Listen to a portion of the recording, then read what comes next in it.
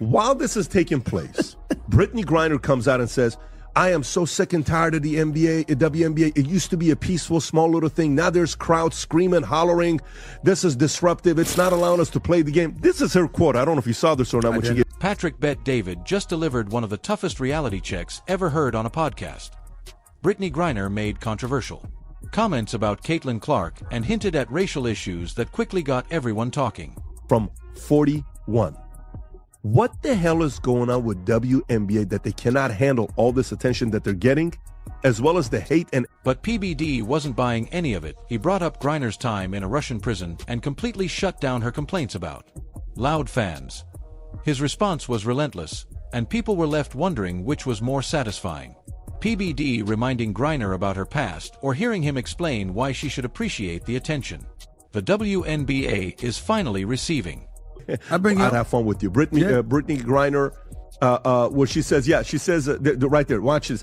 Every time we play her, there's this commotion, like this loud rumbling from the stands. Turns out it's people, thousands of them, just sitting there. Let's talk honestly about what happened on Patrick Bet David's podcast, because Brittney Griner received a reality check she probably never expected.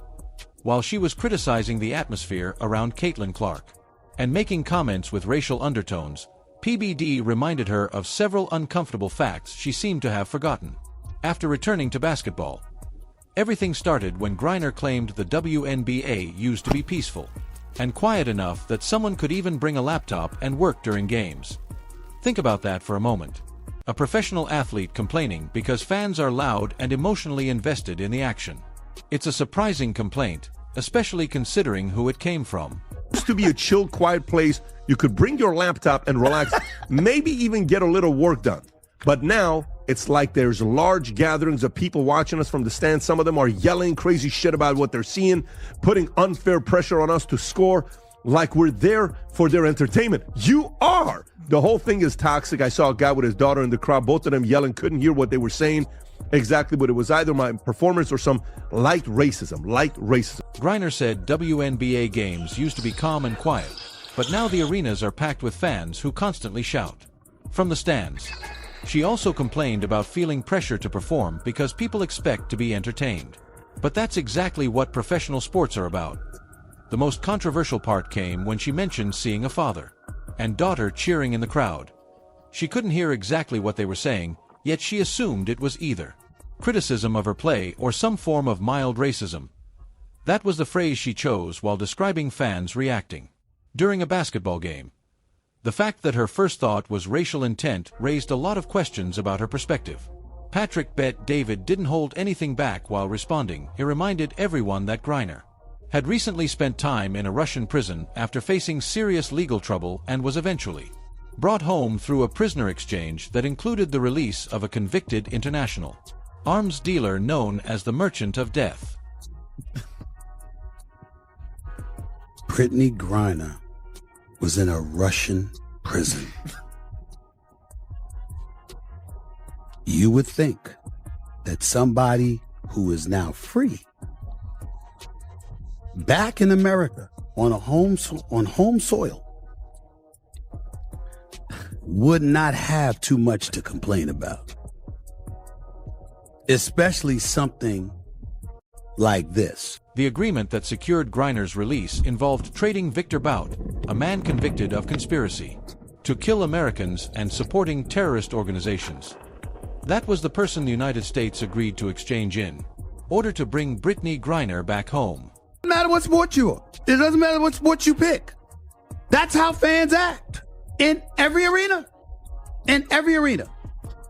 So, and then when you, clearly she's not remembering who they let out to get her back. The Merchant of Death. The Merchant of Death. An arms dealer that wanted to kill American citizens. And after returning safely to the United States and getting another chance to play the game she loves in front of excited fans, her biggest complaint was that the crowds had become too loud. PBD argued that someone who had lived through imprisonment in another country would normally value freedom and opportunity much more. Instead of appreciating passionate fans, Griner seemed bothered by their excitement. The timing of her remarks made Them even more controversial because they came while the WNBA was reaching record levels of popularity and financial growth. For the first time in its 25-year history, the league is approaching $1 billion valuation. And much of that momentum has been connected to the attention Caitlin Clark has brought to women's basketball. What made Griner's comments stand out even more was that she criticized the same crowds, excitement, and energy that are helping increase league revenue, television ratings, and player salaries. Her remarks about race also drew attention because they reflected concerns some players have about Clark's rapid rise. PBD acknowledged that Clark's race may play a role in the attention she receives, but he also emphasized that her talent fully justifies the spotlight. Clark finished 4th in MVP voting during her second season, plays an exciting brand of basketball, and competes with the intensity that attracts fans across the country. NBA says they want to get paid more. They're saying this year they're going to make $1 billion. That's what they're saying, okay? For the first time ever. Now that Caitlin Clark is hurt for 2 weeks, did you see ticket prices? Insane. Let me read you the ticket prices.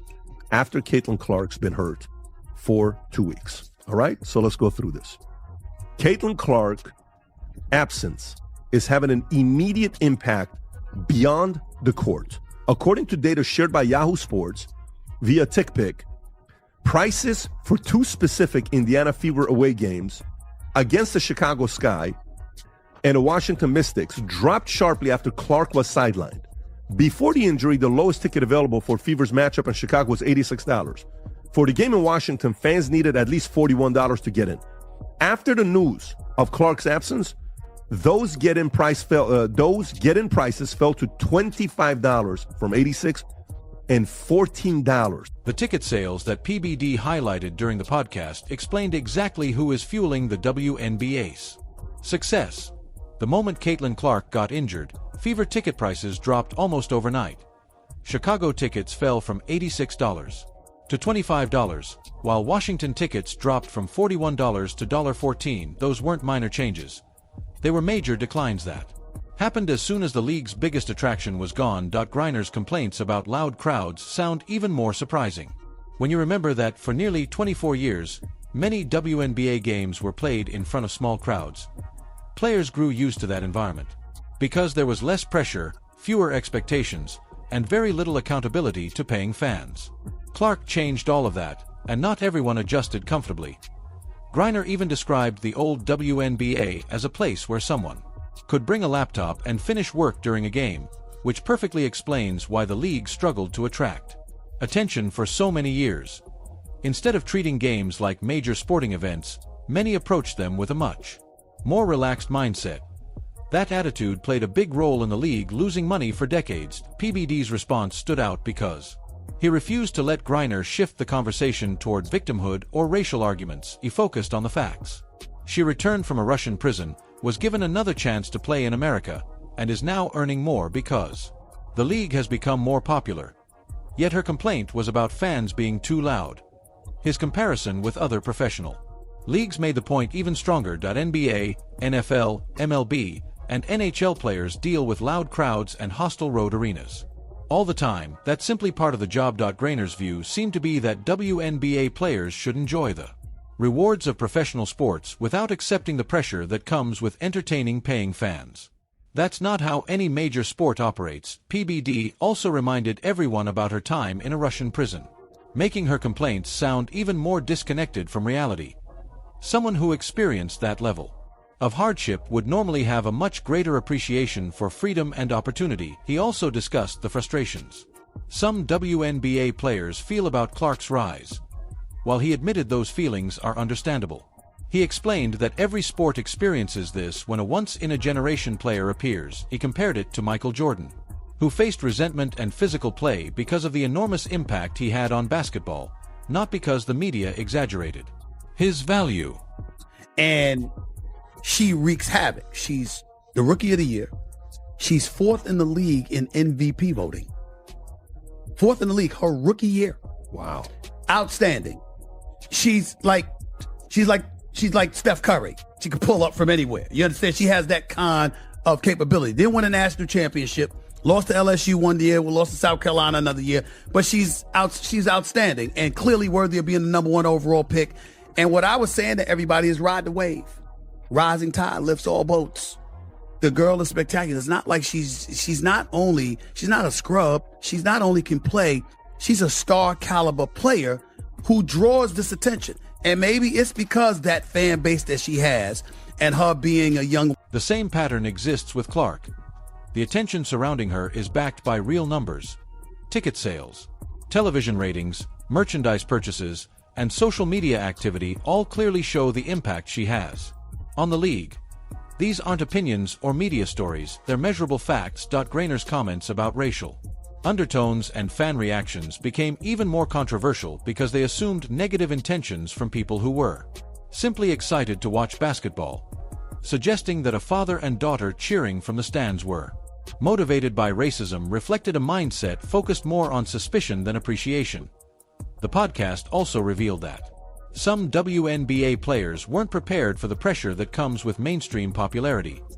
For many years, the league operated without intense criticism, major expectations, or constant public attention. Clark's arrival changed that by bringing higher standards, greater exposure, and more accountability. PBD's message about gratitude carried extra weight because of Griner's experience overseas.